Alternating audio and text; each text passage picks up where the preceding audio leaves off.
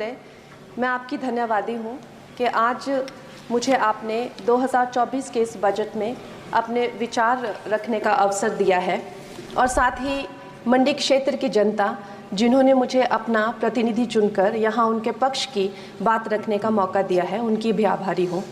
ये जगह मेरे लिए बहुत नई है, मैं एक नई सांसद हूँ, मगर मुझे इस बात का आभास है कि ये जो 18वीं लोकसभा है ये कोई सामान्य लोकसभा नहीं है। इस लोकसभा का जो चुनाव हुआ है उसमें हमारे जो शीर्ष नेतृत्व हैं, हमारे माननीय प्रधानमंत्री श्री नरेंद्र मोदी जी ने लगातार तीसरी बार प्रधानमंत्री बनकर पिछले 60 सालों का जो रिकॉर्ड तोड़ा है, उसके लिए हम सब उन्हें जो है वो हार्दिक बधाई देते हैं। साथ ही बधाई के पात्र हैं हम सब भारतीय जनता पार्टी के लोग जिन्हें ये सौभाग्य प्राप्त हुआ। और मैं ये भी मानती हूँ कि हमारे भारतवर्ष की जनता जिन्होंने एक स्थिर, सहज और सफल सरकार को चुना है और एक संकल्प को चुना है, वो भी बधाई के पात्र हैं। महोदय जी, हम सब जानते हैं कि आज से 10 साल पहले हमारे देश की अर्थव्यवस्था का क्या हाल था। आज से 10 साल पहले हमारी संघर्षशील जो एक चरमराती और एक लड़खड़ाती अर्थव्यवस्था जो कहीं 11वें-12वें नंबर पर थी और सारा देश जो है उसको लेकर चिंतित रहता था, पिछले 10 सालों में वो अर्थव्यवस्था 11वें से 5वें नंबर पे आई है और बहुत तीव्रता से जो है तीसरे नंबर की तरफ जा रही है।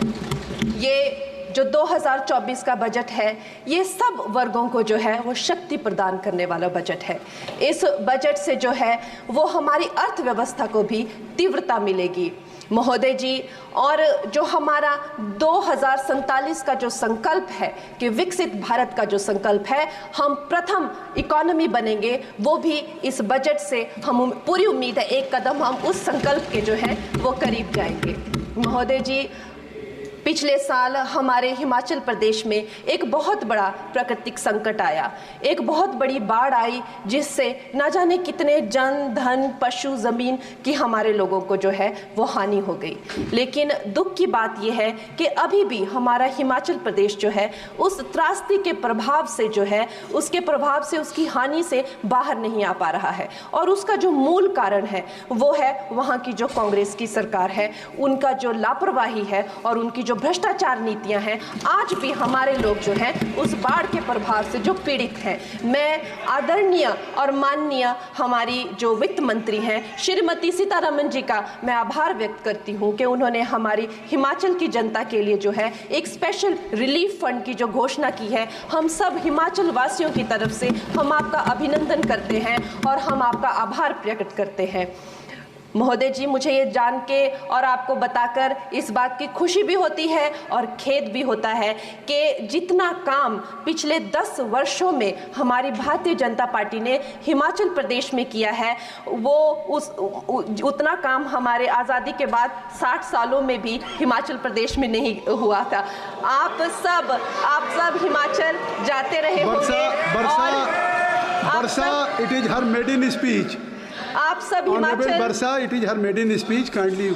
आप सब हिमाचल जाते रहे होंगे और आप सब ने देखा होगा कि वहाँ पर जो है आज से आज़ादी के 60 साल तक सिर्फ कुछ रोड्स बने थे और वो भी हमारे माननीय जो पूर्व प्रधानमंत्री अटल बिहारी जी रहे हैं, उन्होंने अपने कार्यकाल में जो है वो ग्रामीण प्रधानमंत्री सड़क योजना के अंतर्गत वो रोड बनाए थे। लेकिन पिछले 10 वर्षों में प्रधानमंत्री नरेंद्र मोदी जी की सरकार ने हमारे क्षेत्र को जो है एम्स, IIT, IIM जैसे वैश्विक स्तर के जो है वो संस्थान दिए हैं और वंदे भारत जैसी ट्रेन को हमारे हिमाचल में पहुंचाया है।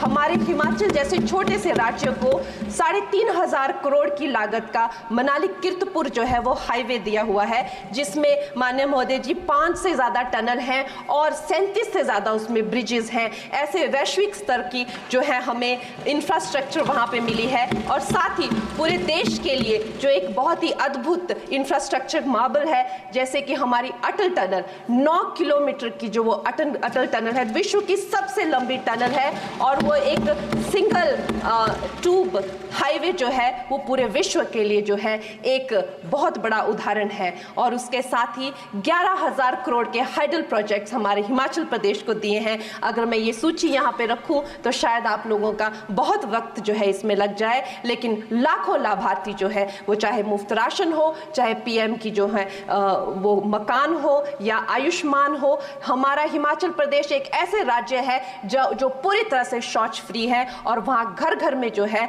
वो गैस चूल्हे का कनेक्शन लगा है। एक भी माता, एक भी बहन गैस चूल्हे के कनेक्शन के बिना नहीं है। और मेरा ये जो सौभाग्य है 18वीं लोकसभा में, महोदय जी, मेरा ये सौभाग्य है कि जब मैं यहाँ पे आई थी तब महिला आरक्षण बिल जो राजनीति में महिलाओं को जो है 33% आरक्षण देता है, वो बिल भी पारित हुआ था। तो मेरे लिए बड़ी ही ये सौभाग्यशाली जो है 18वीं जो लोकसभा है।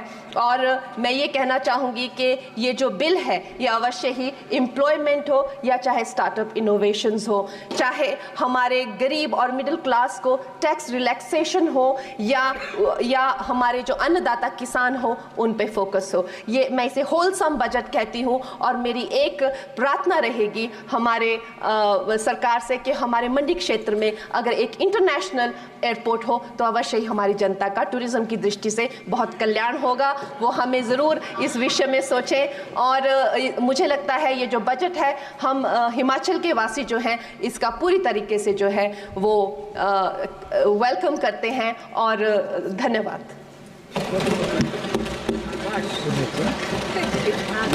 थैंक यू फॉर वॉचिंग दर्पण 24 न्यूज।